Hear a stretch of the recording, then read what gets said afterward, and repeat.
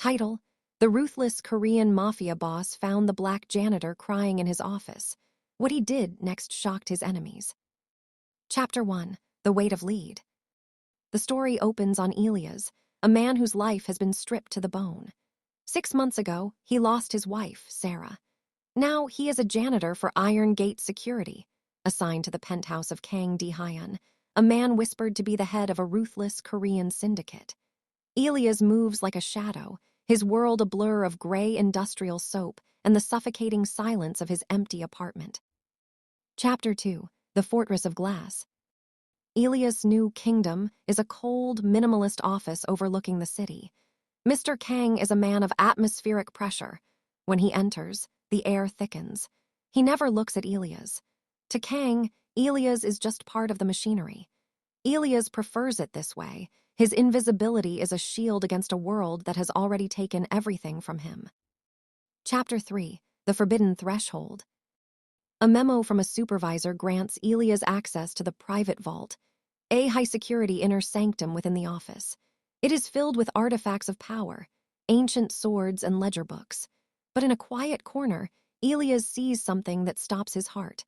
A small, wooden African carving, the exact one Sarah had kept on her bedside table before she died. Chapter 4: The Ghost in the Frame. Next to the carving is a photograph. It's Sarah. She's in a hospital gown, but she's smiling, that radiant, soul-deep smile Elias hasn't seen in a year. She is holding the hand of a small Korean boy who looks frail but hopeful. Elias drops his mop. The clatter echoes like a gunshot in the silent room. Chapter 5: 3 Days of Fever. For 3 days, Elias is a walking ghost. How did his wife, a humble schoolteacher, end up in the private sanctum of a mafia don? He imagines the worst. Was she in debt? Was she threatened? The grief he had finally started to numb turns into a sharp, burning needle of why. Chapter 6: The Breach of Protocol. Late Thursday night, Mr. Kang is at his desk, bathed in the glow of a single lamp. Elias does the unthinkable. He walks past the security line and into the light. The guards move, but Kang raises a hand, stopping them. His eyes are like flint. "You are out of your sector, janitor," he says. Elias doesn't flinch. He asks the question, "Why is my wife's face in your vault?" Chapter 7: The Mask Cracks. Elias pours out his heart, not in anger, but in a torrent of raw, jagged grief. He tells Kang about Sarah's kindness, her ridiculous belief that one person could save the world.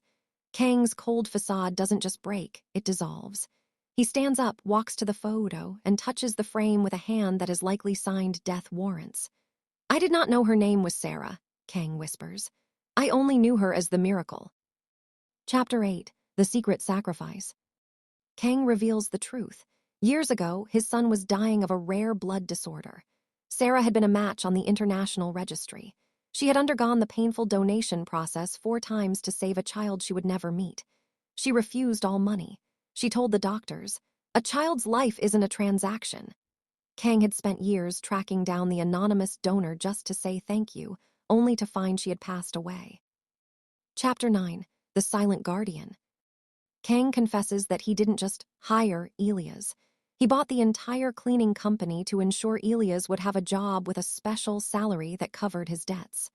"I couldn't give you a handout," Kang says, "because a man loved by a woman like her has too much pride.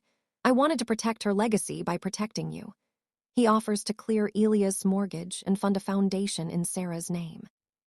Chapter 10: The Ripple Effect. 2 years later, Elias isn't pushing a mop. He is the director of the Sarah Foundation, a youth center for underprivileged kids. He sits at a cafe with Mr. Kang, not as boss and servant, but as 2 men bound by a debt of honor. The story ends with Elias looking at the wooden carving, now back on his own desk, realizing that his wife's small act of goodness didn't just save a boy. It redeemed a ruthless man and gave a broken widower a reason to live. The silence in the office was a physical barrier, thick and suffocating. Mr. Kang did not look up immediately. He simply stopped writing, the nib of his fountain pen hovering over a document that could likely end a man's career or a man's life. "You have 10 seconds to justify your presence in this light," Kang said, his voice a low, melodic threat. Elias didn't retreat. He felt the weight of his worn-out boots against the plush carpet, a surface he had vacuumed 100 times but never dared to stand on. "My wife," Elias whispered, his voice cracking like dry parchment. "The woman in that photo, her name was Sarah. Why is she here?" Kang froze. The predatory stillness that usually defined him shifted into something else, a rigid, stunned silence. He slowly stood, his tailored suit jacket catching the lamplight.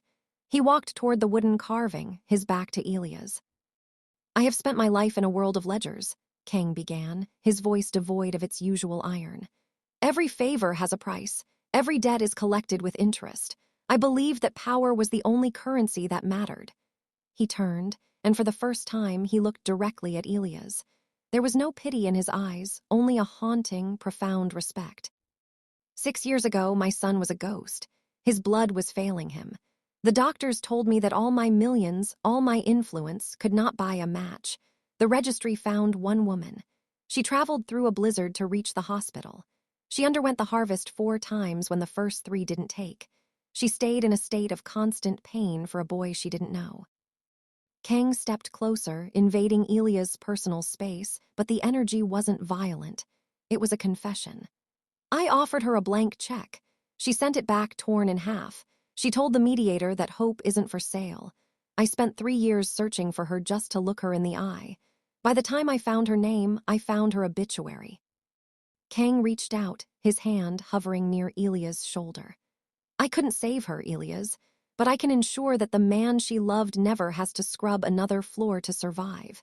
This isn't a bribe. It is a debt of honor that I will be paying for the rest of my life." The setting was a far cry from the sterile, glass-and-chrome fortress of the Kang Group headquarters.